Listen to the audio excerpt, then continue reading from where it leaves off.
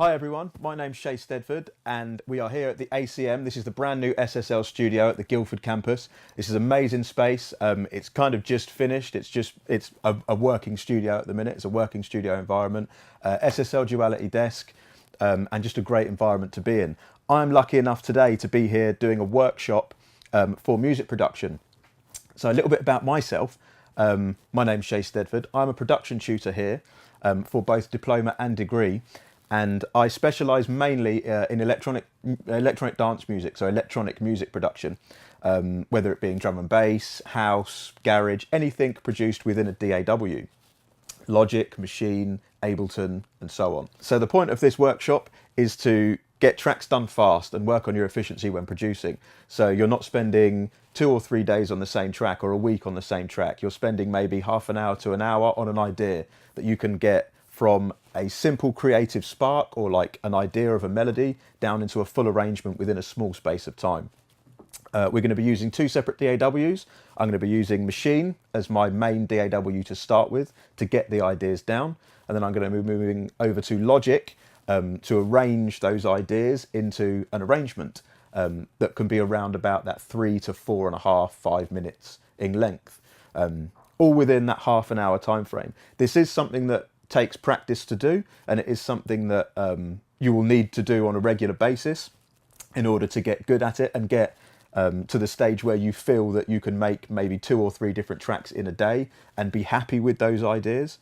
But it's also a good practice to know that if you've spent half an hour on a track, you're not really worried if it's not amazing. It's just an idea that you've wasted half an hour on rather than an idea that you've wasted a week on. Please remember, if you've got any questions about anything that I go over in this workshop, write some comments at the bottom of this video and I will answer them in the live Q&A, because after this I will be doing a live Q&A where I will answer your questions. So if you write the comments in, anything to do with the sound choice, why I'm doing what I'm doing, how I'm doing what I'm doing, why I'm using 2 DAWs, it can be anything. As long as it's music related or related to the workshop, I'll answer it. So yeah, get your notepads out and let's go. To start this off, this is electronic music production, but it does get sort of the bad rap for having not a lot of musicality to it. I am not trained in, per se, in sort of music theory. I'm not very big on music theory. But I also believe that it's not essential to know music theory that well for electronic music production. It's good to know it, but it's not an essential thing, as if I was playing guitar or something. So I'm going to try and make this as musical as possible. But first I'm going to talk through the 16 sounds. So how Maschine works, you have a track or a group of tracks, group A, and on group A through to H, so you have 8 groups, then which you can double up to have 16 or 32, as many as you want. But within each group, you have 16 possible sound slots or sound sources. Now, these can be samples of your choosing, these can be loops, these can be synthesizers, these can be pretty much anything that you want to put on them that will emit sound. So I have 16 sounds here, of which I have called my Liquid Volume 2 bank, sound bank, all drum and bass orientated. So I'm going to play you through the sound. So first of all, slot 1, we have a kick drum. Slot 2, rim shot. 3, closed hat. 4, open hat. Then we've got 4 loops.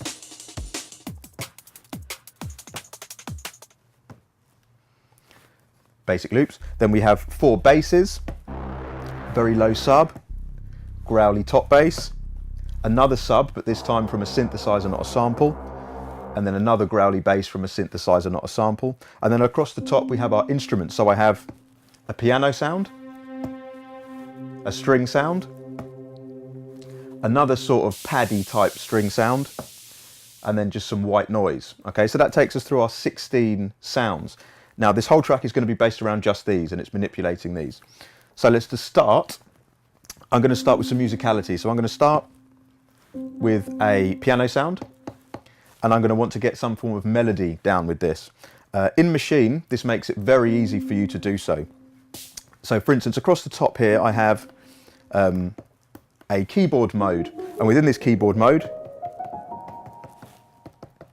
you can play the notes of whatever synthesizer or noise that you've chosen within that sound slot. Up across the top here, I can choose whether I want to key range this, so I can have this within a minor key, and then I can choose what note is the root note for that key. So here, for instance, I've chosen E flat and minor.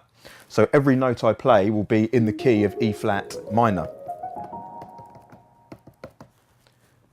which helps me a lot because I'm not very good at music theory. And it also gives me the actual note that I'll be playing, or the chord, if I move on to chords, that I'll be playing.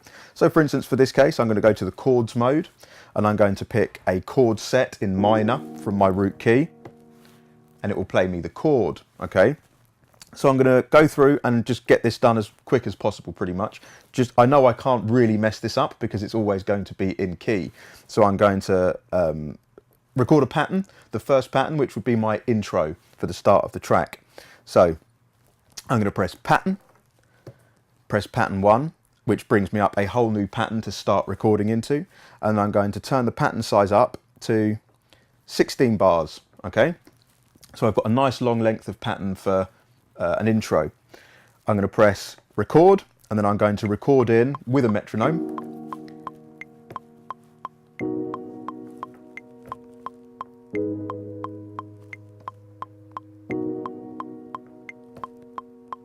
Can't really go wrong.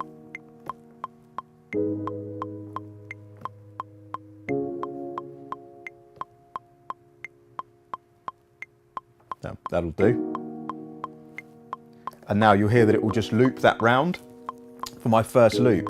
So now I have already some form of musicality going within this. It sounds not that static. It's quite a nice piano sound, but I want to add to this. I want to make it a little bit more thick.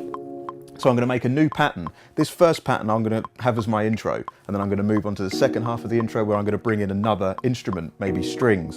So if I go back to my pads, click my string, now I have strings with those chords, which I can add to the background of the sound. So I'm going to stop play, I'm going to click pattern and duplicate my pattern over, and you'll notice within the screen my first pattern is all just piano. Now my second pattern will now have piano and strings in it if I record those strings in. So let's record some string parts.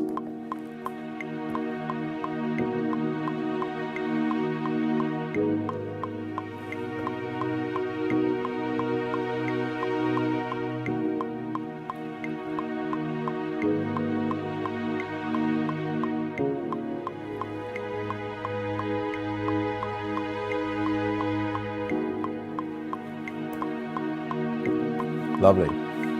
So now I'm going to pull my mixer up and just balance these two slightly. Bring the strings down a touch. Turn the metronome off.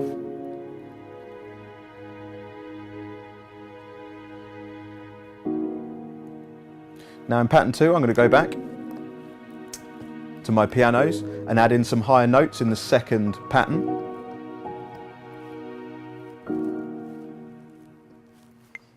And record that into the second pattern.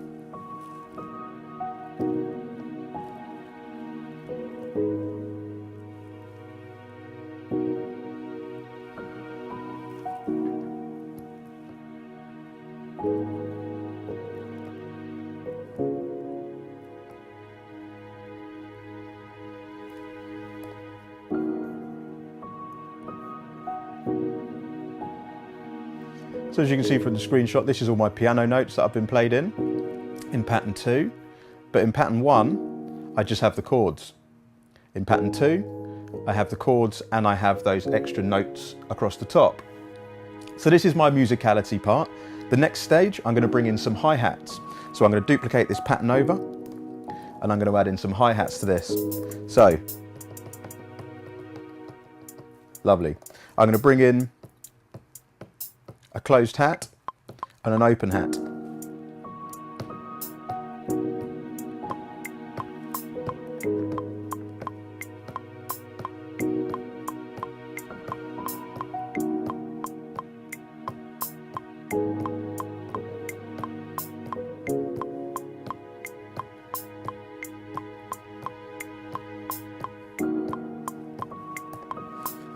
Now, if you can hear, this isn't perfectly on beat, so it's a quick way to get that in time, and that's called quantization. And it's as simple as just holding shift and pressing a button on the machine hardware to get that done in the software. So you click the shift and quantize. Let me make sure that I've got all of the notes selected. Quantize up. Now all of those notes will quantize to 16 bars for me, which is helpful. Lovely. If I right click and make sure the quantize is on, let's pull this back to the main beat. Lovely. So now I've got some hi-hats and a closed hat.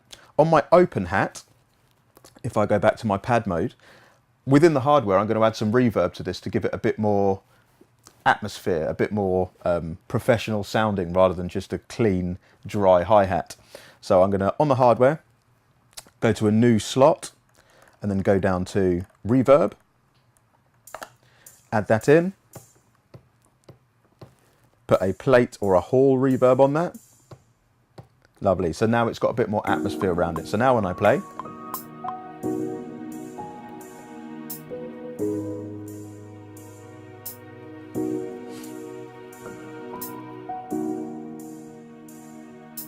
I'm going to find those pianos. I'm going to quantize those pianos up.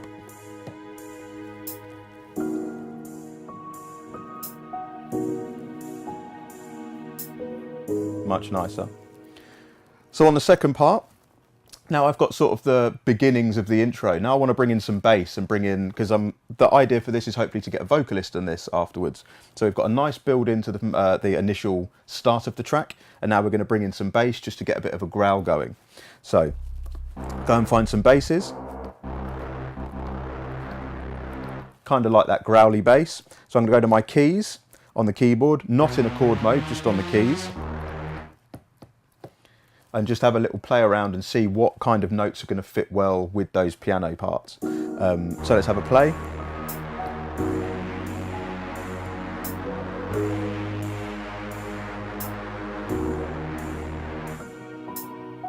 Maybe down an octave.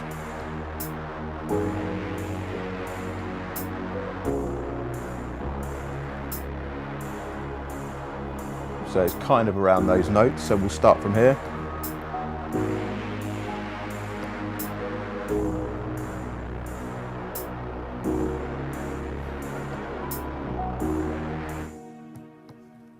Nice, I'm kind of feeling that. If you get to a stage where you really like the sound of something, just put it down, just record it. You can always change it at a later date.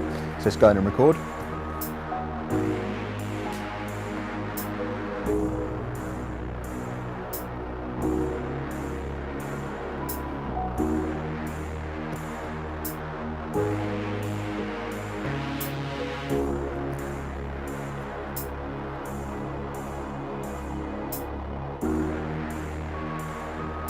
Lovely. On this sound now, I'm going to go back to the original sound and go and manipulate that bass a little bit with some filtering. So turn a filter on and a bit of drive.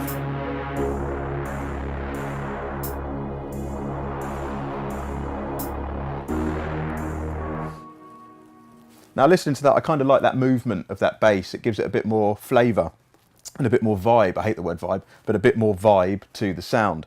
So I'm just going to put it into automation, hold the automation button, and just tweak that cut off opening and closing to give it a little bit more movement and flex. So let's record that in.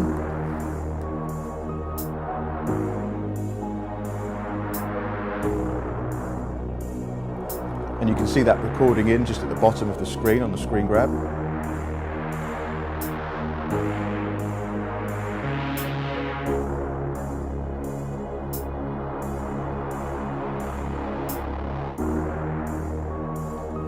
And now that will follow that opening and closing of that filter, so it's nice and moving. It has a bit more sort of freedom to it and a bit more movement around it.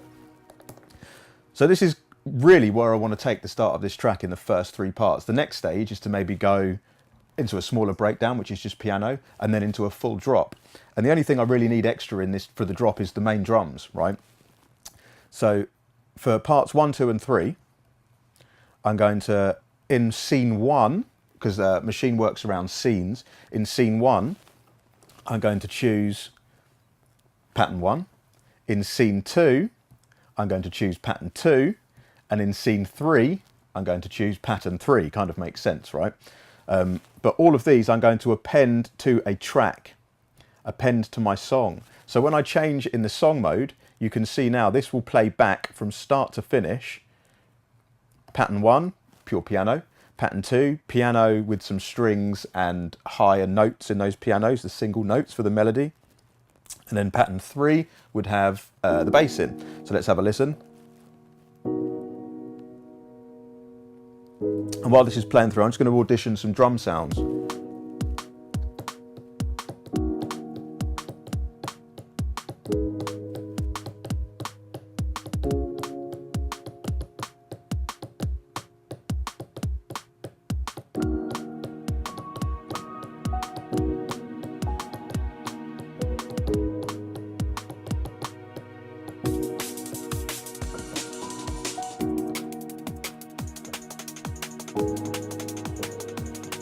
Kind of like this one for this kind of track.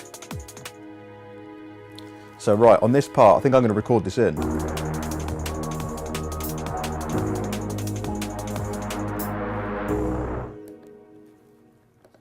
Kind of would have helped if I did it on time, to be honest. So we'll start that again. I'll move that to the start. If you make mistakes in things, don't worry. Don't let it halt your production or your creativity. Just stop and go back to the start again. It's not a big deal if you don't do it first time, especially if you're not a robot you've got a heartbeat, you're a person, you're not going to get everything first off every time. So from this loop 3, I'm going to bring in my drums.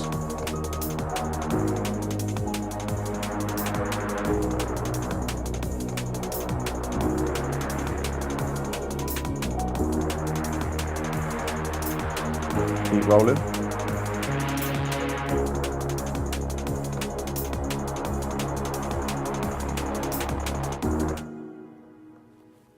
Nice. So out of all of these, I'm going to move all of my drums up. Let's move these around, make sure they're quantized in time. Everything looks on beat to me. And then with this, I'm going to go back to my filter, and I'm going to filter these drums in from the start. So they start like nothing and then they filter themselves up. So this is going to build into my drop. Ready? So we'll start.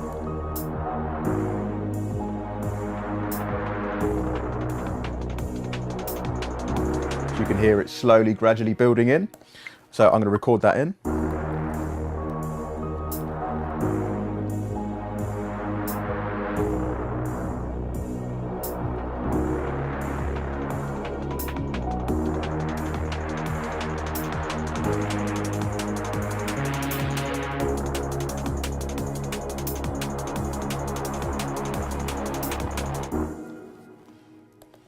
So that's recorded. I can hear here there was a slight mistake in timing. Let me change my quantized value to a lower value, so it's going to be more precise.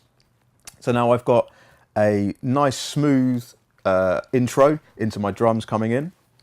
I'm then going to move scene 1, drag and drop across to end up being the breakdown.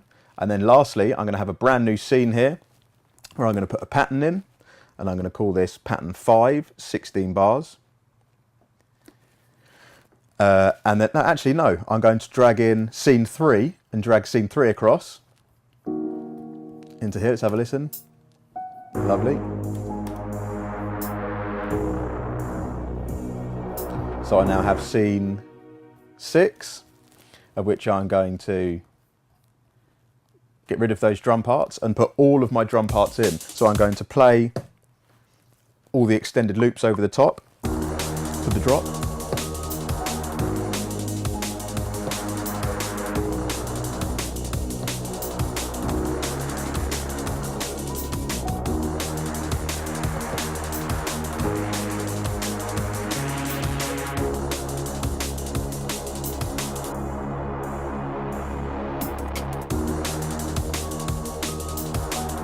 Lovely, quantize those up. Maybe add in some of my own kicks. Might add those in over the top.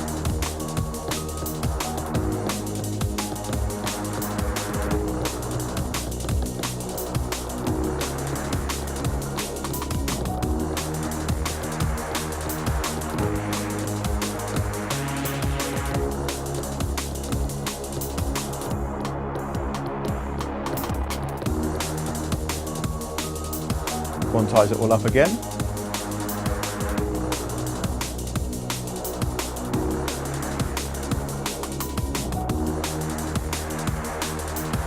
So now I have considered a drop, right? The only thing I'm missing from my drop is a really low subline now. So I'm going to add in this subline. However, I've already got the notes from my growl. So I can grab these notes, copy them from the growl, save me having to record them again.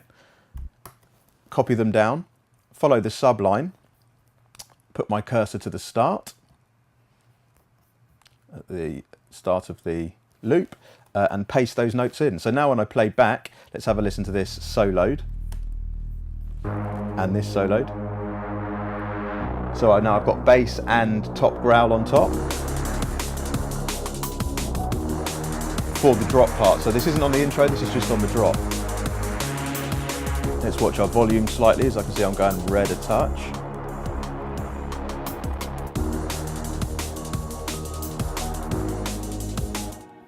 Sweet.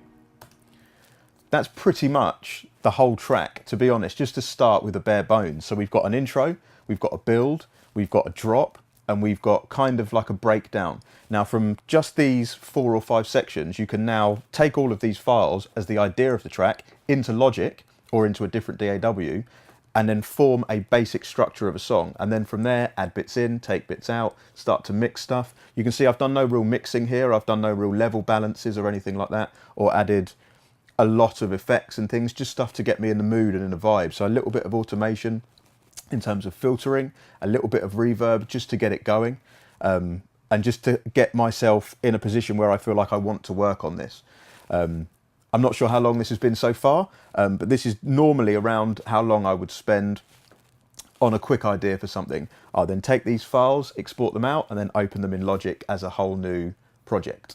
So what I'm going to do now is export all of these files out so they're no longer in Maschine, and I have them as audio files which I can drag into another DAW. In my case, this time it's going to be Logic, and just carry on working on them. So in order to do that, I'm going to come up to File in the Maschine browser window.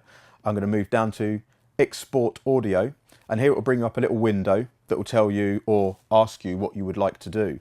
So it will ask you a range. I've picked loop because I can see the size of my loop is from start to finish. I'm going to pick, instead of master output, because that would just give me one audio file of the whole thing, or group outputs, because I only have one group, that would still give me the whole track. I'm going to pick sound outputs. And now I can drop down to see this is my group. These are all the sounds that are in there.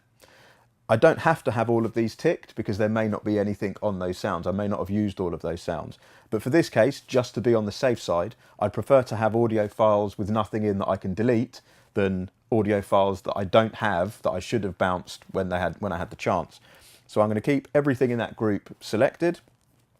So yes, I want all of those. I'm going to put these to the desktop, into the desktop, and I'm going to call this D and B workshop, and export. It will do the exporting for me, and then the next step is to open Logic and drag the files in. So right now we've got Logic open. It's my Logic view. Inside Logic, I'm not really going to have to use this anymore in Maschine mode. However, I can put this into MIDI mode, now Maschine, so this is no longer controlling Maschine. I can now use this to control any software that I like.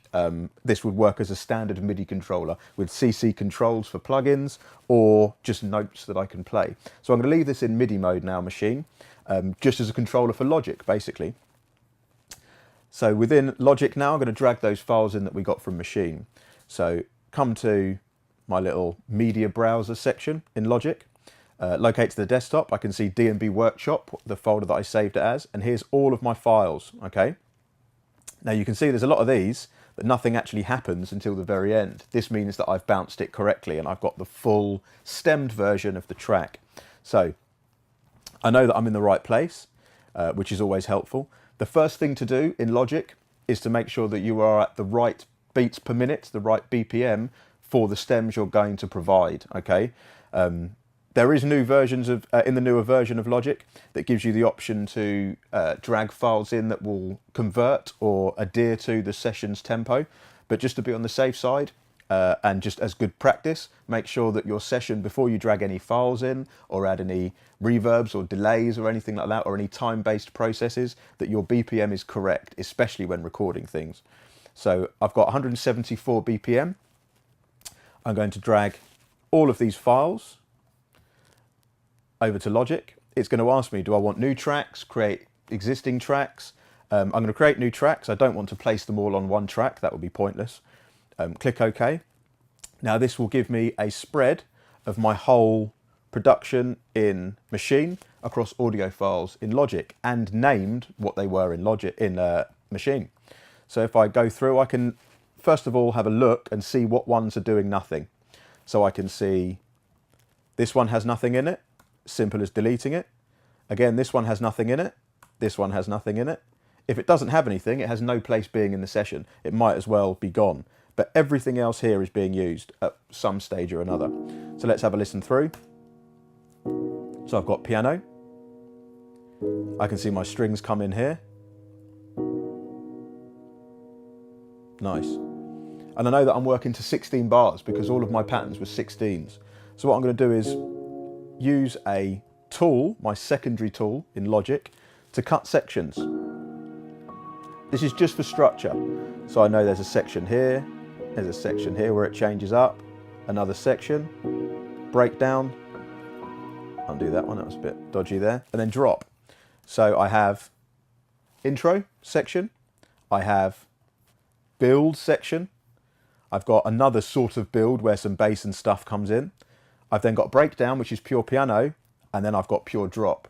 So having something that's maybe 81 or so bars long, which is a minute 50 so far, I can easily create a very quick idea of arrangement just using this. So for instance, let me get this done. Before I add anything else, let's get the structure of this done. So it's around about 3.5 to 4 minutes long. So I know I'm not going to want just 16 for a drop. I may want double that for the drop because I may want to add something else in on the second 16. So I'm going to duplicate these over. So now I've got double drop. After this, I'll probably want to go to some form of verse, for instance. So I'm going to duplicate these over, except in this one, I'm not going to have my piano. I'm going to take the piano out for the verse, for instance. And then I may bring the piano back in for the second half. I probably don't want that growly bass in for the verse. I probably just want that for the drop. So we'll find our top growl and get rid of that for the verse. The more and more you do this is the more and more you'll get used to doing this, but it gives you a good idea of how to visualize the start of a track. A good thing as well to get a good visual for how things build through a track in terms of clips is to get rid of anything that's not doing anything. So for instance, this has nothing going on here. None of these have anything because at the start it's just piano. So let's get rid of everything that's doing nothing. All of these files have nothing in them. Get rid of that because this is my breakdown. So again, in the breakdown, I've only got piano. So now you can start to see you're getting a structure going. I can see intro, intro build. This is where it builds up with the basses in. This is my breakdown. Here is my drop of where I can, what's in this one here? Sub low, top growl. So there's nothing in this subsection here. Let's get rid of that. I can move this along. I can now have a look at these parts. So get rid of that, not needed. In my verses here, let's have a listen. Not bad. So this is, you can see this is coming out of the main drop. I've got like an idea of what's going on. I may then take the drums out for the second. And the whole time, all you're really doing is trying to give yourself an idea of where you're going to move from. And like, once you do this, you can sort of figure out what you're going to add in afterwards. Remember, if you've got any questions whatsoever about what I'm going through, write the comments in, write your questions in the comments and I will get back to them as and when. But yeah, anything to do with the structure of what I've been doing, the sound choice, sound creation, why I'm using Maschine, why I'm using Logic. But yeah, any questions about anything, just make sure you write in the comments and I'll answer them when we get to the Q&A. So I know now that I've got verse into maybe another breakdown. I'm going to go drop again and move the drop over. And then I'm going to go to an outro. So my outro, I may just want drums. Let's move this up. and I may just want slight bass with just piano. And then for the last part of the outro, I'm going to want just drums and piano. So get rid of the bass.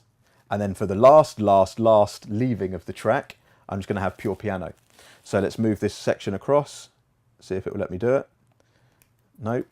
I need to make my view wider and larger. There we go. So now this is my full arrangement, of which I can change at any date, but it's just a skeleton. This is one of the hardest things and one of the most common questions I get asked a lot in tutorials, ACM, in lessons when we're going through building tracks, is how to get an idea of maybe 16 bars and convert it into something that's a full 4.5-4 minute track, when really all you need is the drop in order to do that. Now you can see that I've created what goes up to 4 minutes 45 worth of music and basic arrangement, basic skeleton, drums, bass and melody from start to finish that has movement to it. I've got builds that drop, and then I've got a slight come down into the verses, another breakdown, and then drop again, okay? So from this section, we're going to listen through to the track so far and see where we're at and start to think about how we're going to mix this and what we're going to add in. Think about effects. And I don't mean reverbs and delays, I mean sound effects, whooshes, crashes, and so on. So let's listen from start to finish. So that's pretty much the workshop done. The whole point of this workshop really was to show how to get something down very fast, within half an hour or so, from initial idea for something, 16 sounds, and then create a full arrangement of around about a contemporary time for electronic dance music. That's sort of 4 to 5 minutes. Not radio edits, sort of full tracks that could be edited down. But the way we've done it so far is it's very easy to edit down because we're working in 16 bar sections, which we can move around and manipulate, make 32s into 16s and so on to get that radio edit size. But the next stage for after this would be, once we've got our basic structure, is to add things around it. So for instance, as you heard just before, when it moves from section to section, there's perfect ideas where you've got now an idea or a visual or like a representation of what you think would go well there. Like things would happen while you're listening to it that you would expect to come in. So for instance, at the end of the build-up, where it just drops back to piano for the breakdown, this is a perfect spot for booms and crashes and whooshes. Excellent for the vocal to become a bit more powerful. The whole idea again was to maybe get a vocalist on this.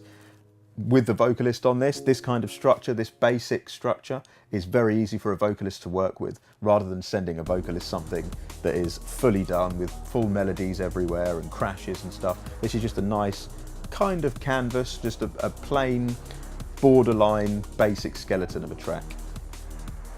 Right, so let's round this up. Let's look at where we started from to where we got to and how we kind of got there. So to start off with, we were in Maschine, using the Maschine hardware, and the Maschine software, obviously, but trying to use the hardware as much as possible. We started with a very basic one group, 16 sound sort of configuration, which is a good idea to kind of pre-make your groups to know that you've got time to then just be creative and not have to worry about sound choice. We then made a very basic arrangement in terms of how we wanted to start the track, keeping it fairly musical, so adding some chords, using the chord generator, and sort of understanding that theory isn't essential to know to go in to make these chords, as this helps you to learn theory as you're doing it. So we got some chords down for piano, then we built into some strings, put some basic drums and bass down, and then created kind of a up to drop section. From that, we moved over to Logic, where we brought our stems that we had bounced out from our quick idea into Logic as just 16 bar sections, and then we moved those 16 bar sections around to create a basic arrangement. Working in a way like this with basic sections of 16 bars and so on makes it very easy to move sections across and make it very easy to gain a better workable for the club, for radio, for mixing arrangement. So as we have so far, we've got drums, we've got bass, we've got melody, and we've got a very good structure to start with. Now, the fact that we've only spent 30 minutes really on this, rather than a whole day of tweaking sounds and tweaking kicks and snares and things, because this is just an idea, I've not spent that long on it. I've spent 30 minutes on it. So it's not the end of the world if this doesn't amount to being my next release. It's just an idea that I've put down that I can come back to at a later date that may spark some interest again. This is a really good thing to get in the habit of doing, because you don't need all day to do it. You can have a small, modest setup. You don't need to have the machine hardware to run the software, but it's good to have the hardware in front of you. But it just gives you an idea that you can just make something very quickly and not have to worry about it being, I've spent 2 days solid on this, this has to be the next release, this has to be amazing. It can just be an idea that if you want to, you could throw away really at the end of the day, but don't ever throw anything away, like keep it on a hard drive, but just have it there in the background. That's kind of how I work most of the tracks when I'm making tracks. I make maybe 4 or 5 ideas in a day, all half an hour or so, and then so at this stage I'd move on from now and then go on to a completely different track, change the key, maybe change the genre of music just to get out of drum and bass for a bit, maybe make some house, maybe make some garage, make a few different ideas and then come back to these at a later date, which keeps things fresh and it keeps things vibey. It keeps me interested in what I want to do. It makes me want to wake up and make music rather than I'm stuck in the same tune for 3 weeks and I don't know what to do and I hate music and I'm going to give up, because we don't want to do that. I want to do what I want to do for the rest of my life, not what I have to do for the rest of my life. So if I can get paid and have fun, that's kind of the goal, I'd say. Remember, any questions, write them in the comments and I will get back to you in the live Q&A with any of the questions that you have regarding things like the arrangement, things like sound choice, why I'm using 2 separate DAWs to do this, which I think is another very important thing, which is a whole other conversation. But yeah, any questions, I'm more than happy to answer. If you've enjoyed what you've seen today, or this has interested you in the slightest of ways, and you'd like to meet me in person or talk to me in person about production, or you're interested in studying here, make sure you sign up to come to the next open day, because I'll definitely be there. So you can come and talk to me. Go to acm.ac.uk, so www.acm.ac.uk, sign up for the next open day, and then I'll probably have my machine with me, and I'll probably have a project open that I'll be making on the spot there and then. So come down with your questions, and yeah, can't wait to see you. See you later. Hello everyone, it's Shea here. I hope you enjoyed that video. This is the live Q&A part, so I'm going to be answering your questions. If you've got any questions and you haven't put them in the comments yet, go to the chat, put the questions in, and I will answer them as they come up. So a bit about myself again. I spoke a little bit at the start of the last video. My name's Shea Stedford. I'm an electronic music production producer, and I teach music production here at the ACM. And I'm going to be answering your questions pretty much from the video. So let's get straight into it. Questions from YouTube. So we have Oliver Susat first. If you want to make this kind of music, what equipment do you need to get started? Really, just a digital audio workstation, so a DAW, and what you do within that is up to you. I mean, you can make music nowadays without a DAW. You can have drum machines, synthesizers, all live jam, where you just record a live jam and have some form of hard disk recorder to do that. But this style of music, or this style of production, a DAW, Logic, Maschine, Pro Tools, FL Studio, Ableton, anything that you can sequence in that will contain MIDI, let you edit audio, it's really up to you. I mean, equipment-wise, hard like things that you can touch, I'd say a really good one to have is some form of controller, so something that gives you a bit more hands-on feel with your music production instead of just clicking with a mouse a lot of the time. So maybe a MIDI controller, something with some knobs and some sliders on it. But just to make music, a DAW is pretty much all you're going to need. Second question, John Gallen, what's up John? Is there enough 300 hertz? So it's like the devil's frequency. 300 hertz is not a good frequency. 300 hertz is like the boxy, like nasally, it's not good. So is there enough? There's too much. There's always too much 300 hertz. It's Lil Tracks. Which expansion pack for Maschine would you recommend most for creating hip-hop tracks? Also, can you use Maschine as a DAW at ACM, or will we always use Logic, for example? First of all, expansion packs, there's loads for hip-hop for Maschine. You've got ones called True School, I think Golden Era is another one. or Golden Legend, something like that. But really, it's not. You don't have to get a hip hop sample pack or expansion pack to make hip hop. You can use any sounds. I often use house samples for drum and bass tracks. I often use drum and bass samples for house tracks.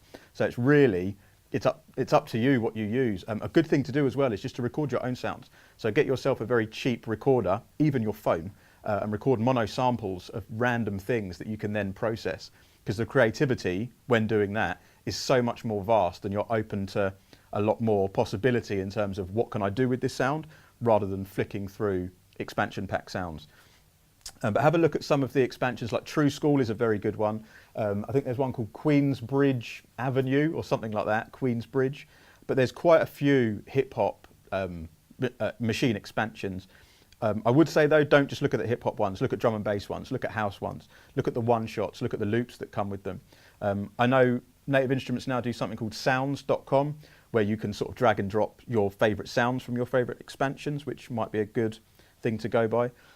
In terms of using it as a DAW, I teach this at ACM as its own DAW, not just as a plugin within Logic or within Ableton. So we do a module of Maschine, which is Maschine as a DAW in its own right. So from what we started in the video just before, getting an idea down, but then mixing within it, mastering within it, performing within it, DJing with it, it's a very, very good software and a very comprehensive software. So yeah, it's not just Logic that's here and Ableton, it's pretty much any DAW that's around and is wanted or needed, you will get taught. Another question, Carmen Windsor.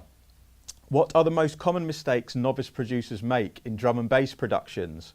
That's a good question. I mean, there's a lot of mistakes that a lot of people make, but someone else's mistake is what makes the next person's track really good. I don't really think there's many mistakes in music production. I think the only mistake you can really make in drum and bass is having the tempo wrong, or using the sounds wrong, or calling it a genre that it's not, a subgenre that it's not. But I mean, some of the big mistakes that there are is not enough bass. When I first started making drum and bass, I made drum and bass tracks and I thought they sounded amazing, but the bass was just non-existent. There was not enough sub end or low end.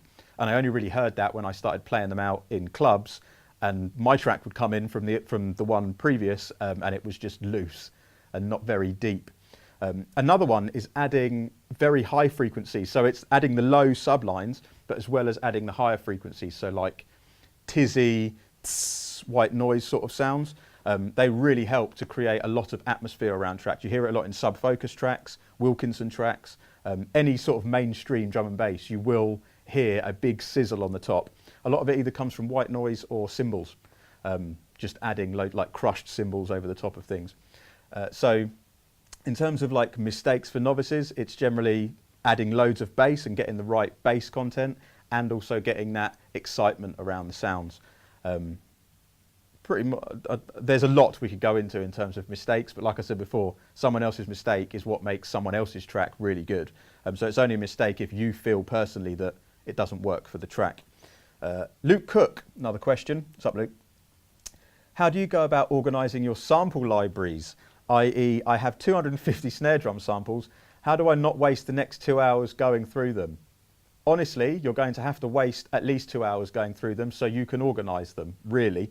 A good way to organise your 250 snare samples is to go either by content, frequency content, high snares, low snares, or a good way of doing it is to get a sampler instrument, something like an EXS sampler from Logic, or any sampler really, and just have all of the samples that you have, as many as you can, spread over all notes within per key, basically, on the keyboard.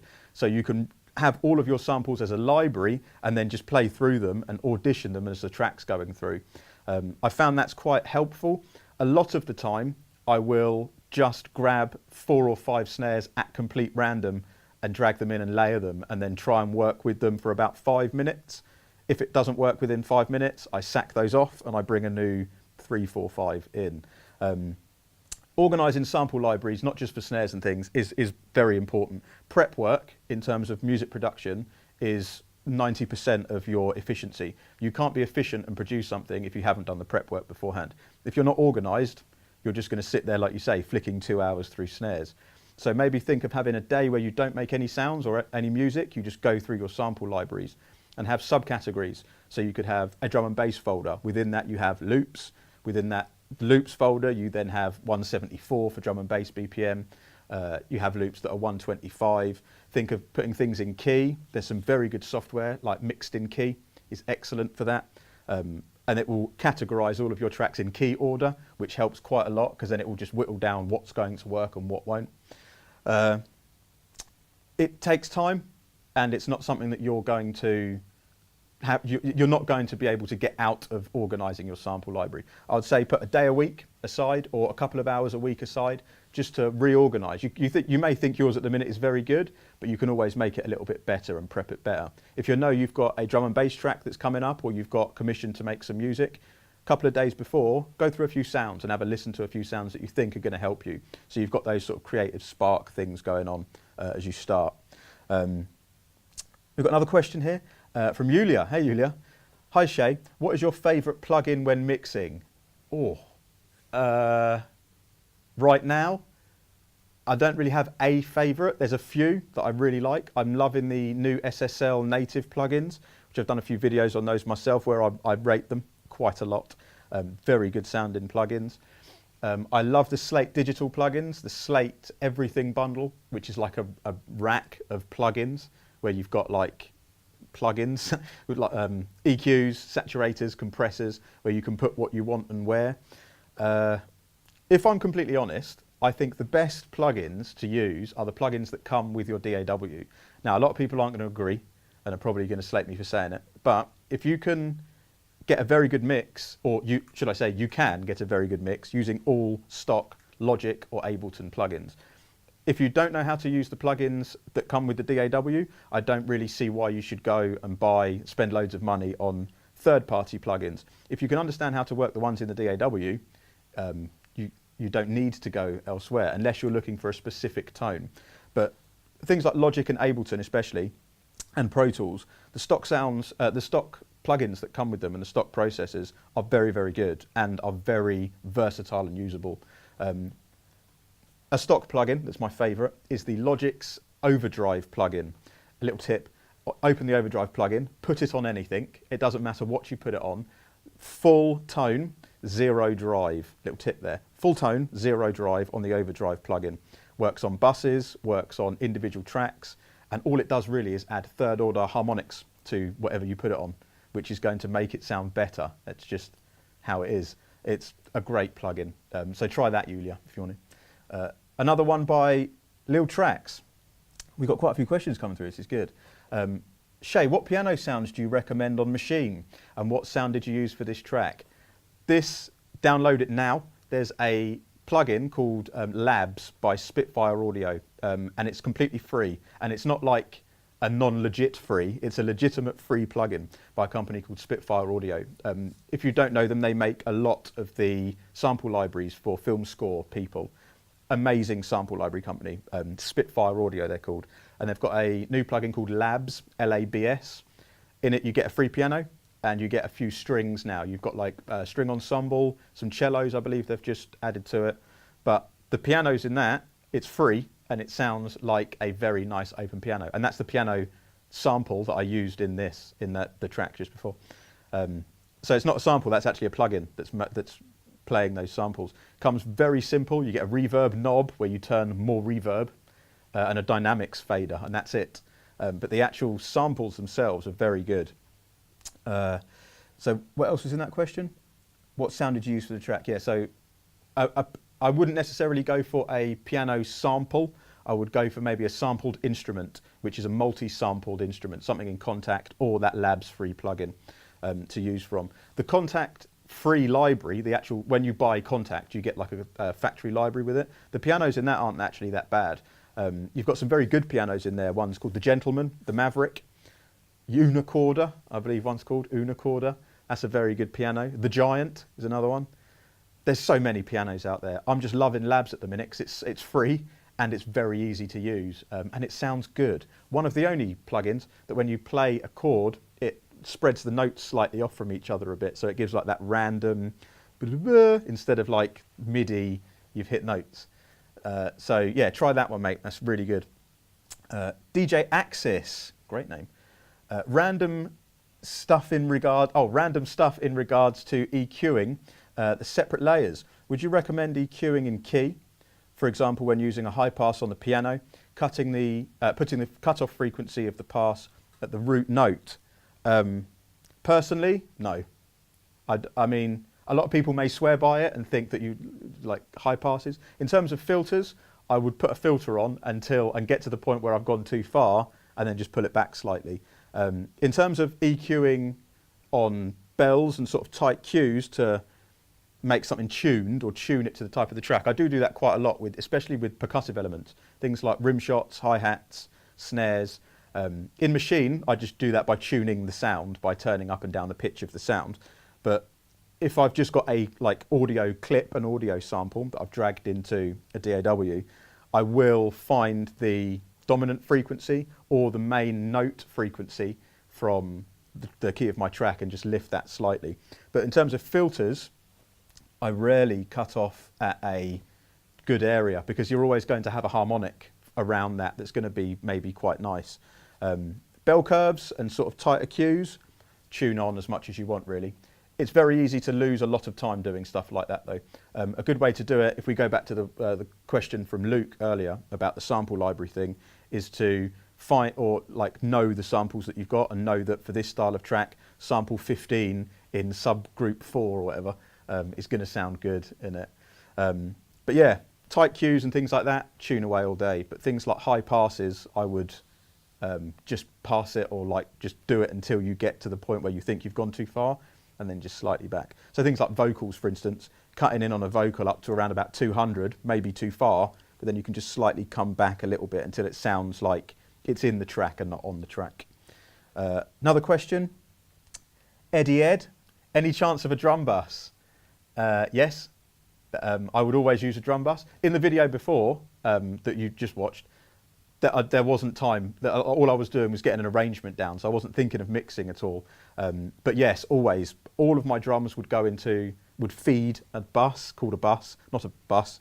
The next question is, what's a drum bus? So a drum bus, you would have all of your tracks, would feed one channel called the drum bus, an auxiliary channel, which you can put your own plugins and have an overall level for. So I could have all of my individual drum tracks sent to an output that has the sound from all of those tracks, and then EQ the drums as a whole, compress the drums as a whole, saturate, and so on. I would always do that, but that would be more in my mixing stage. I probably wouldn't do that in my creative stage because I used to do that a lot, but then I would end up mixing my track and spending a lot more time mixing it than I was creating sounds and creating ideas for something. It's a hard thing to get your head around at first because you always want to make it sound as good as possible. But if your creative side is down, it's going to sound okay to start with, sort of thing. That's what a drum bus is, and any chance of one, always, always. Even if it's just feeding and there's nothing on it, having it there just in case is a thumbs up for that. Another one from Axis, random stuff. A random stuff bus is what? Is a layer which you route different layers to in order to affect those layers as a whole. Yes, yep. So yeah, the bus is just like the, are you answering the question there? I think you may be answering someone else's question. That could, yeah. What I said, basically, you send things, you send elements to a track, and in that track, you then put plugins and that on. That makes sense, doesn't it? Sam, Eid. Hi, Sam. Where do you usually get your drum sounds from? Wait, well, I'm lost it. There we go. Where do you usually get your drum sounds from, or your drum samples from? I get very stuck with drums and making them fit in the mix. Do you have any advice? Drum samples is a never-ending journey, rabbit hole of you can never have too many drum samples. The problem with that is when you have too many drum samples, you rarely get the drum sound that you want because you've got too much of a selection. A lot of my drum samples come from sample packs from Loop Masters, one-shot samples.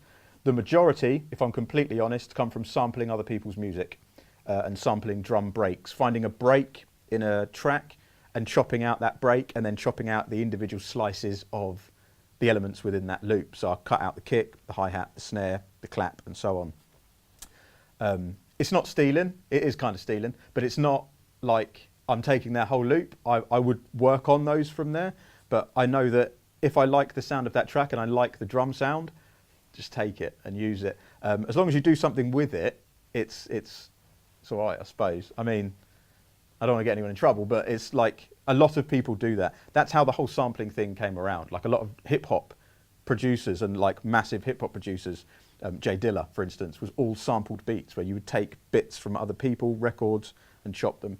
And it's kind of how I started making music, just nicking other people's stuff and chopping it up and then just making it my own afterwards.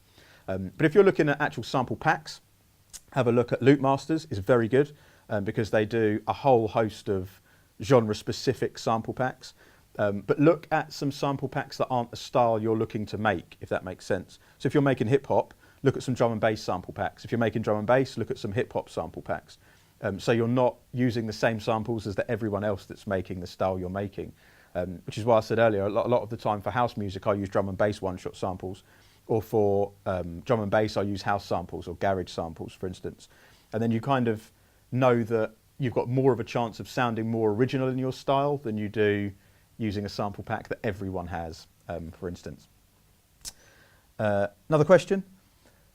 A Windows laptop, what do you think would be a good uni laptop for music production? If I'm honest, a MacBook, I know they're well expensive and people don't like Mac and stuff, but a MacBook is not essential, but will be perfect for your work. You don't need a computer to study here.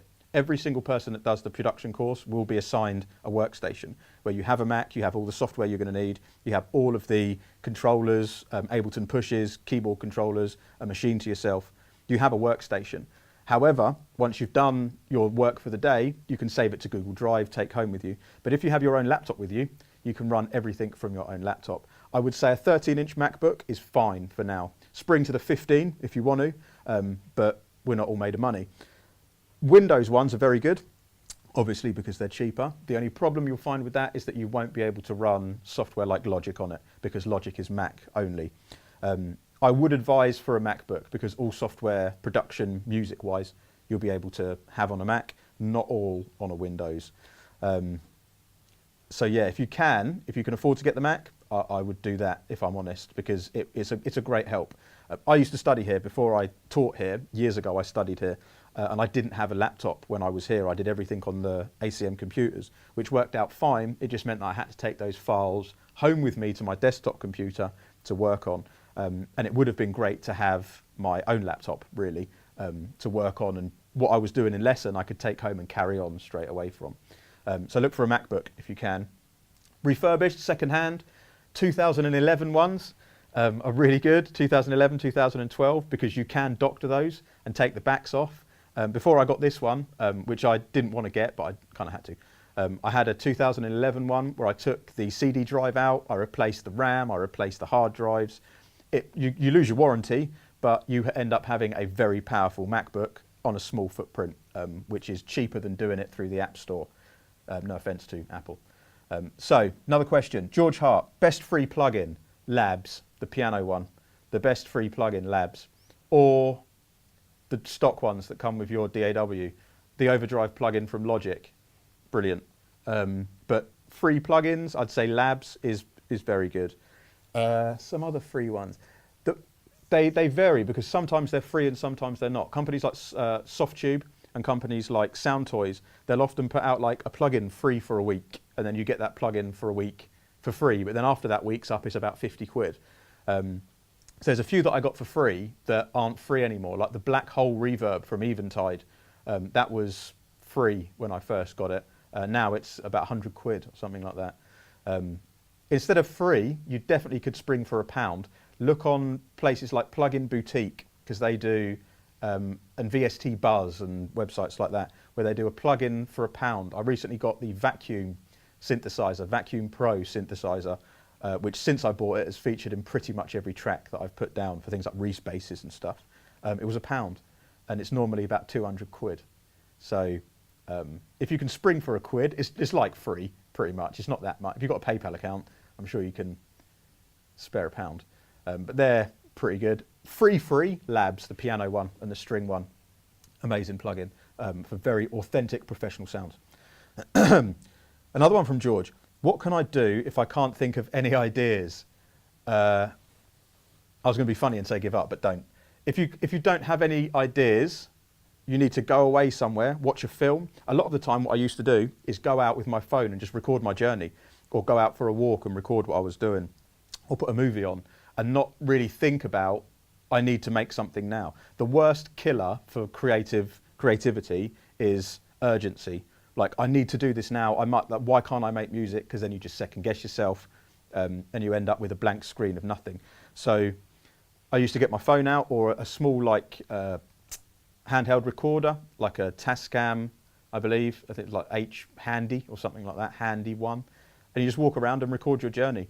What you're listening to when you're walking about, you like zone in on the things that you're looking at when you're in the environment. And you don't hear things like wind. You don't hear things like passing conversations. But when you record them and then you listen back to the recording, there's all this extra stuff that you didn't hear when you were there at the time. And that has given me some very good starting points for things. And it's normally not just the sounds that I'd use, it's the mood that I get from that recording and the mood that's created, which would then spark maybe a melody idea or the genre that I want to go down, a drum sound, chopping a little section out from that recording and just having that as the start catalyst point for something. So yeah, what do I do if I don't have any ideas? Try to force them in the most unforced way possible by just being creative in other ways, recording your journey, looking at films, playing some Xbox, something like that, just taking your mind off it, and then it will come naturally to you. Another one by Lil Trax. Check all these questions out, this is good. Sorry for another question, you're all right, mate, don't worry about it. But would you say that YouTube is a good platform for sharing music, or would you recommend SoundCloud or anything else? I'm going to be completely honest, SoundCloud is very good, it is very good. The only problem with it is like saturated. Trying to get noticed on SoundCloud nowadays is just an uphill battle, really. You are a needle in a massive haystack in terms of SoundCloud, and you kind of need a following to get a bigger following with stuff like that. Any platform is better than the tracks sitting on your hard drive. YouTube's very good, handing your tracks over to bigger YouTube channels. So for like drum and bass, you've got UKF, Liquid City, and for house, you've got like Eaton Mess, Subsoul. There's loads of channels that you can pass your tracks onto. What I would say, if I'm completely honest, if you want to be taken a bit more seriously and look more professional in what you're doing and like career-wise for music production, is go to places like DistroKid. £20 a year it costs, right? And it's a subscription where you can upload as many tracks as you want, and it will host them on Tidal, Spotify, Deezer, all Apple Music, all of the streaming sites that people listen to music on. You will generate revenue a lot more than you would on YouTube, for instance, if you were monetizing your videos. But it just makes it look a little bit more professional than just having a SoundCloud account. I'm not knocking SoundCloud. SoundCloud's fine. If you have one and you're doing well on it, fine. If you have one and you're trying to boost your profile on it, that's perfect. But in terms of actually getting music out there and maybe creating some revenue from your music, or looking a bit more serious about what you're doing, is to put a little bit of money into it. So just like subscribe to DistroKid. It's what I use at the minute to put all of my own individual material out, my own artist material out. And you can upload what you want, when you want, pretty much. So yeah, I think that's kind of the best platform really to go on. YouTube's good, it's not too bad. A good thing to do on YouTube is to go to other vloggers and go to other YouTube creators with your music and say to them, would you like to use my music? For people that have maybe more subscribers than you do. And then you can get your music heard and credited and then see where that leads on from there. Another question, Axis, all right. Any tips for sound design? Record everything that you ever do. Have your phone on. I'm not recording this, I should be recording it. Have your phone on the side and record anything that you do. If you're walking from the train station to uni, if you're walking from your house to the shop, if you're just standing there and people are walking past the window, record it and just take stuff from that.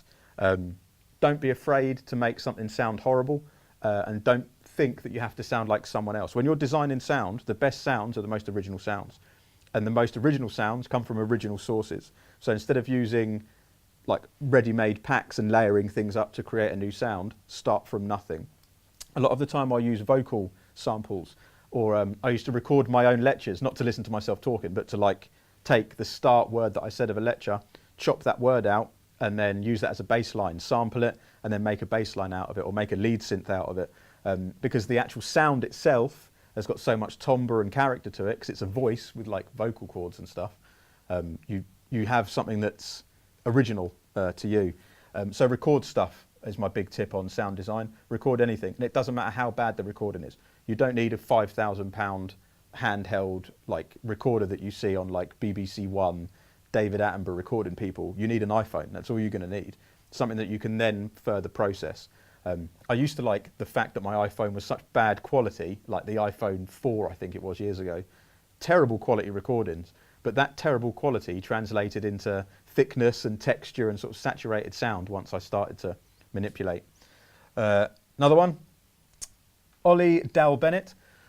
Would you know about how to get gross beat on Logic? I'm not sure what that means. Gross beat. Would you know about how to get gross beat? I'll have to come back to that one. I don't know. If you could, and you're still here, explain what gross beat is. I may be being completely stupid here, and I should know what this is. I'll circle back to that one. But yeah, write in the comments and just say like what you're talking about. Lil Tracks, again, talking about laptops. Do we bring our laptop to college to use, did you say, or do we use ACM's computers? Use both. Use ACM's computers for the demonstrations. Anything that I'll do in a lesson where I'll be demonstrating, I will 9 times out of 10 be demonstrating on the works computers, on ACM workstations, so that whatever I do, you can copy at the same time and follow what I do on your own workstation. However, once I've done that demonstration and you've got your own laptop, you can apply those techniques on your own setup. And another good thing about having your own is you can save those as templates and things like that, and save those sessions on your own computer. But I will always say, if you've got your own laptop, bring it in and use your own laptop instead. But the computers are there for you to use if you don't have your own laptop. So it's not a necessity, it's just a luxury if you can. The Chrism 19070, big name. Best sample library apart from Splice. Loop Masters, Loop Cloud, I think is the best one. I used Splice for about a month. Granted, I did it at the start of Splice and it was a bit, I don't know, it wasn't enough in there. Nowadays, Splice is huge and loads of people use it. But Loop Masters, the sample library company, have brought out their own app called Loop Cloud, where you can go in and find individual samples and loops and stuff from individual packs and just drag and drop them within your session. You not only do that, you can manipulate the sample within the Loop Cloud app. So say, for instance, you've got a loop in there that's really good, but it's in C major and you're in D minor. You can change it within the Loop Cloud to D minor, change the speed of it, and drag and drop it straight into your session. I use Loop Cloud a lot. I think it's a very good, like a catalyst for creativity. If you want to get something started quick, Loop Cloud is very good. And it's completely free. The samples in it aren't free. You have to buy the samples from it, but it's a free app. And you get 500 points when you sign up for it for free. And each sample's like 25 points or something like that. Which, again, in some lessons, I do like 500 points test or something where you do like, you've got 25 points and you've got to pick a sample from that to then make a whole track out of, for instance. So yeah, look at Loop Cloud, very good. George Hart, so bad thing about my Mac is that the storage is only 120 gigabyte, so it runs out quickly. That is understandable. Look at things like online storage, so Dropbox and stuff. A good thing to do, and again, I don't know how legit it is, but have loads of different email addresses. Have loads of different email addresses, and just open up the free. I used to do this all the time. Open up like free month like storage amount, and then once you get to like the day before, open a new one and just drag all the files over to it. That helps a lot. It is quite cheap nowadays. Dropbox, I think you can get for about £8 a month, and it's like unlimited storage on Dropbox. If you've got a 2011, I think it was 2012 maybe that it stopped, you can open up and put in hard drives. I don't know if you can see on the back here, there's, if you can't see, if you can, sweet. If you can't, there's like a hard drive on the back here, which was in my old laptop, which I've just stuck to the back of this one. Can you see? Shall I lift it up? See that? Little one there. And it just, look, just goes in the side. And that is a SSD, external SSD, that I've just stuck to the back with Velcro. Looks a bit not great, but it's an extra terabytes worth of storage that you can have stuck to the back. And because it's stuck, I never forget it. I sometimes forget the cable, because why not? But most of the time I remember the cable in the bag, and you've always got an extra terabyte stuck to the back. Josh, favourite hardware sound processors? This really depends on what for. I mean, hardware sound processors, if I'm thinking about an EQ, I'm lucky enough to have been able to touch and use high-end pieces of gear, especially for like mastering. I would say the best EQ that I've ever touched is probably a Sontec EQ, very nice sounding, or a Vice Digital EQ. Hardware processors in terms of compressors, the SSL G-series compressor. When I studied here for my dissertation for the degree, I made a clone version of an SSL compressor, like hardware unit, which I still use pretty much every day. And I put like a valve stage in it. Anything with valves in it is pretty good. Synthesizers, I'm a big fan of hardware synths, not just because I think they sound better than software synths, because a lot of the time nowadays software synths are amazing. Omnisphere, Spire, Serum, massive. But a hardware synth, there's so much more creativity in it, and the turning of mistakes and stuff is huge. So for sound creation purposes, a hardware synthesizer. For EQs, a Sontec was amazing, or a Maschine, again, amazing. If you don't know what I'm talking about, look them up. They are very expensive EQs. And for compressors, SSL, G-series bus compressor, or an 1176 by Universal Audio as a mono compressor, just to smash things, really, and make them sound smashed. More questions? Do you sidechain the kick and snare in D&B? No, I don't. I used to a lot. Instead of sidechaining now, I just use a lot more equalization. So I will EQ frequencies out of one that I don't want to get in the way of the other. The things that I would sidechain, the only times I really use sidechain now is for the effect of sidechaining. Before I used to use it to clear things out the way, so like the bass would get away from the kick, but nowadays it's more, I would EQ the kick away from the bass and only use sidechain if I wanted that pump feeling. So no, it's not something that I do a lot at the minute. I do sometimes sidechain the hi-hats away from the kick and the snare, just to get a bit more vibe and sort of groove, swing to the hats, and the attack and release time on the compressor determines how swung those hats bounce around. But that's normally in sort of house music. I generally don't do that in drum and bass. But now reading that, I'm probably going to go home and do that. So cheers. Another one from Chris. Can I upload songs for free to streaming sites, though through AudioTube as an ACM student? Oh yes, so if you're an ACM student, you get a free AudioTube account where you can just upload your music for free. And it will go to Spotify, Deezer, Apple Music, and all of them really, or any streaming site it will go to. And yeah, if you're an ACM student and you come here and you choose to come here, you get a free AudioTube subscription. Sam, hi again. All right.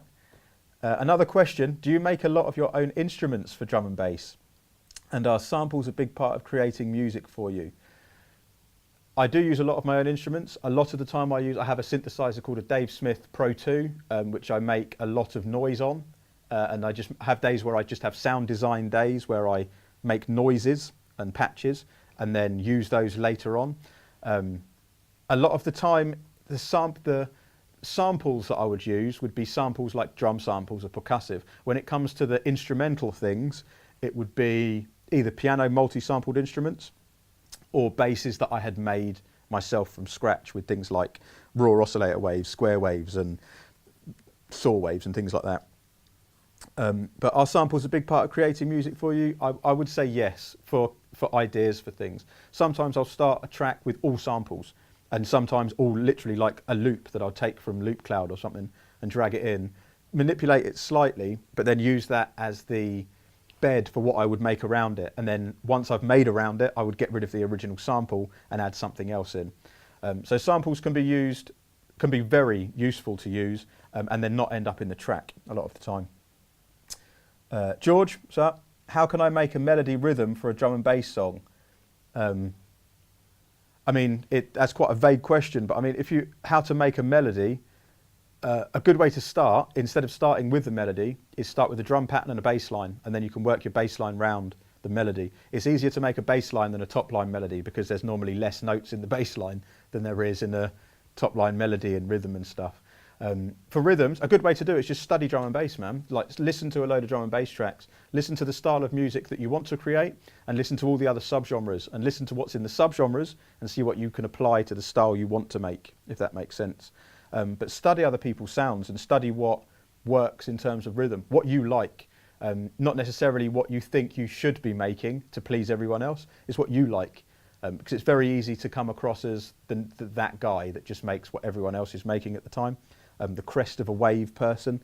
If you like something, make it, really. So yeah, study other people's, see what they're coming out with, see what you think works for you or what could work for you, and then pick a different sound. Start with their idea, so sort of copy what they're doing in a way, but then work on from it. So just use it as a basis to start from, really. What else we got? Will Saunders. How important is making sure all the samples you use are in the right key? For time, for efficiency, speed, and like workflow, it's a very good idea to put things in key. Use software like Mixed in Key, where you can drag a whole load of samples in and just press like process or analyze, and it will put them all into key for you and give you like a Camelot wheel number, like 9A or something like that for whatever that key is. And my music theory is non-existent. There's no music theory when it comes to my music production. It's all kind of trial and error and what sounds good and where I place my fingers on a keyboard. So putting things in key does help. However, nowadays, any DAW, whatever sample, you can change the pitch of to put it in key with your track. It may not work, it may work. Very recently, I just made a drum and bass tune the other day, just an idea. Went onto YouTube and ripped a Brandy, the girl Brandy, the singer. She had a YouTube video where she was singing into her phone like a Snapchat story.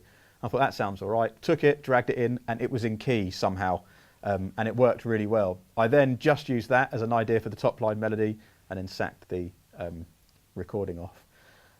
Where are we? Another question: do you make a lot of your own? Oh, we just did that one. Cool. So yes, I make my own instruments. Melodies wise, nick other people's. How important the samples in the right key? It's as important as you want it to be, really. Kind of restrictive. If you see in the sample C major and you're in D minor, don't automatically go, oh no, I can't use it. Like, listen to it and then pitch it down so it's in that key. If it's just a single note, like a monophonic thing in that key, you just be able to re-pitch it down, up or down semitones, and it will work. So just try it. And then it won't be the same as the original sample, so win-win. Analyze, spelt differently. What a name. Normally, I don't like electronic music because I feel like it sounds way too computerized with actual instruments. Can you make it sound like there are actual instruments involved? Of course, by using actual instruments. I mean, I make electronic music. I don't play an instrument. I don't play guitar or piano or whatever. Like, I don't blow in things. I don't do that. I just use a keyboard pretty much. But it's sampled instruments that I would use, maybe pianos, sampled guitars. You can still make things sound organic. Drum and bass, you hear real sounds in a lot of the time. Even dubstep, you'll hear like guitars. It's what you do with the sounds afterwards. Hopefully, it's not something that should be too hard nowadays. I mean, there's loads of free sample libraries out there, free contact instruments with multi-sampled sounds. A lot of the time, though, you'll start with the sound of maybe a guitar, and then you'll process it all the way through till it sounds nothing like a guitar, which then I can understand you may think it sounds a bit computerized. But it's up to you, really, what you do with it. But you can make things sound like actual instruments. For instance, sound design. I do classes here where I teach you how to make a piano sound using oscillator waves. Make like an organ, like that classic house organ sound, just with waves of an oscillator. So it's easily done. But yeah, sign up, come here, and I'll teach you how to do it. Sammy Reed. Is there a standard basic process you go through for using audio you've recorded on your phone to create samples? A standard basic process for using audio you've recorded. I take it off my phone, I email it to myself. I just use voice memos basically on my iPhone. Once I've recorded it as horrible as possible, I will email it to myself. I would then, as crude as you can, drag and drop it from my downloads folder into the session and listen to what it sounds like where I've placed it, and then just chop it about. I try to be as vague as possible. If you come at a sample that's random, in a organised way, it's very easy to just disregard that sample straight away. If you come at it as vague as you've recorded it, you're going to end up having a lot more ideas around it. What I like to do is not listen to what's in it, but listen to what's around it. So like the other day I was walking I went to Nando's for lunch and I recorded my walk to Nando's, and I could hear when I was holding my phone down, because I didn't want to look like a weirdo walking around with my phone in front of me, I could hear the chain, like the zip of my pocket clicking and clanking, and I ended up using that for hi-hats in the track. So I'm not listening to like people's words, I'm listening to just other things, byproducts. People talking, reverse stuff, that's a good tip. If you've got a recording, straight away put it in reverse and listen to it backwards, and it automatically makes things sound eerie and like a really good atmospheric bed for something. And reverb, put reverb around it, because reverb's life. So Sammy Reed, got you. Matter Z. How do I make the basses that I create not sound so empty? Saturation. Third order harmonics. Thickness, compression. There's loads of different things. The right sound source, for one. A lot of the time it's down to layering. So if you've got a bass line, again, we do lessons on this here. If I've got a bass line, I'll split my bass into at least 2 parts, normally 3 parts, where I have a high section, mid section and a low section. Low would be frequencies from 60 below. Mid section would be from 60 up to about 100. And then the higher one would be 100 to whatever up at the top. And in those I would EQ those, cut them off separately, and then add different amounts of saturation to each of those. A good thing about that as well is that once you're cutting off those areas within your bass, other things will slip in there. So kick drums, snare drums, other percussive elements, other synths will then sort of have their own space in the mix a bit better, which will then in turn make your bass sound like it's thicker, make your bass sound more dominant and not like flabby bass, because no one likes flabby bass. So yeah, how to make the basses I create not sound empty, saturate them, look at third order harmonics, look at harmonic distortion, the overdrive plugin if you're in Logic. Excellent. If you're an Ableton user, open the auto filter, another tip, open the auto filter, completely open it so it's full frequency range. Go to the drive circuit at the bottom where you can pick the type of filter it is and pick like O2R or MS2 and you get a little drive knob, same sort of thing. It just gives a bit of distortion to the sound and that will help your basses poke through. Josh Drift, have you ever attempted to turn your music into a live set? I watched Romer do a live set the other day and it was amazing. I have done. I failed miserably a couple of times. It's something that I prep is the big thing for that. It's the answer to your question is yes, I've tried it. I failed.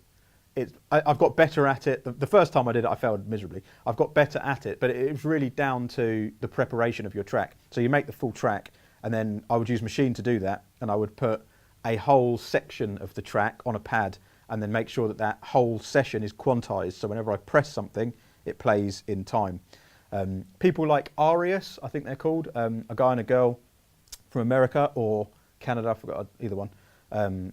They do some very good live sets on Maschine where they basically make a track and they just split it out into 16 sounds in the group.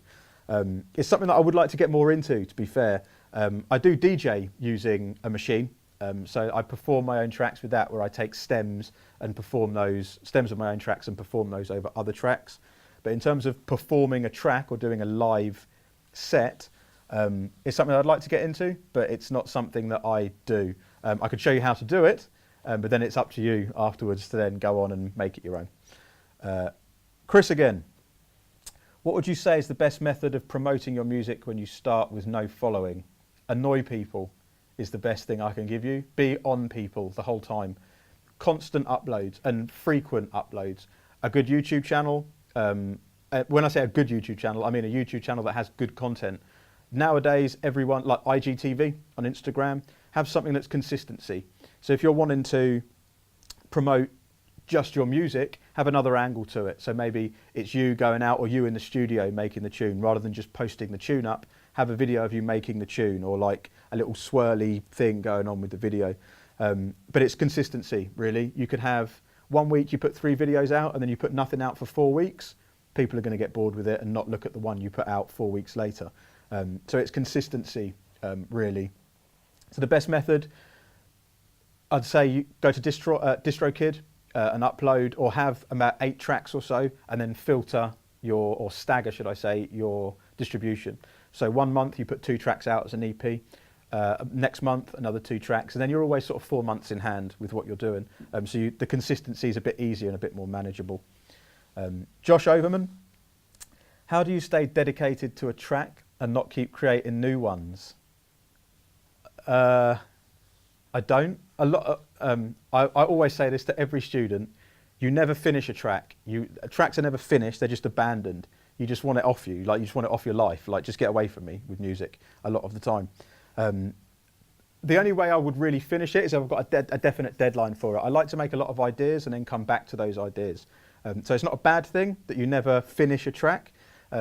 It's something that if it's a necessity that you're making an EP, or you've got a deadline or a commission, or you're doing something for someone else, then you kind of have to finish it. But staying dedicated to it is, if you've got a deadline, is to set yourself like a planner. So if you've got 2 days to do it, day 1, first half of the day, idea. If your idea is not sorted by the end of that day, you move on to a new idea. If it is, you move on to mixing, and then you get the idea sent back over to that person. So it's like planning what you're doing, having a schedule for it. Kind of a creativity killer when you start to schedule things, but if you've got a deadline, like I say, you've got no choice really.